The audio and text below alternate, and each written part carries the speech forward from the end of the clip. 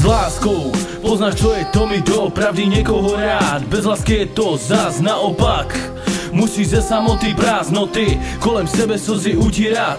Skús to změnit a začni milovat, lásku ze sebe vydat.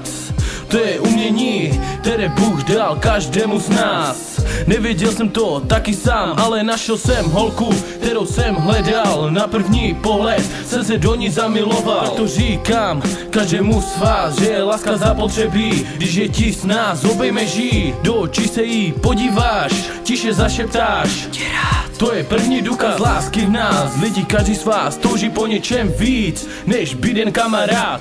Láska je něco, bez čeho se nedá žít, sám to víš a vím to a i já, že bez lásky každá věc je zbytečná, všechno rychle utíká.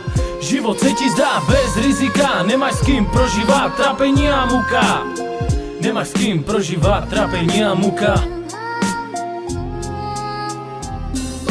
Láska je velký cit, bez čeho se nedá žít. Musíš ju teď pochopit, že v ní je zklamání, taky hodně hledání jedné krásné osoby, na kterou se musíš dívat růžovýma brýlema. Čekat taky na ní krásnýma chvílema, tak jen si počkej, láska si tě najde. Pak bude cítě chvění a pěkný pocit srdci. Zahodíš všechno zlé, pochopíš o co jde. V tomhletom stavu ti bude motat hlavu krásná holčina s modrýma očima, s krásnýma prsama, s úžasnou postavou.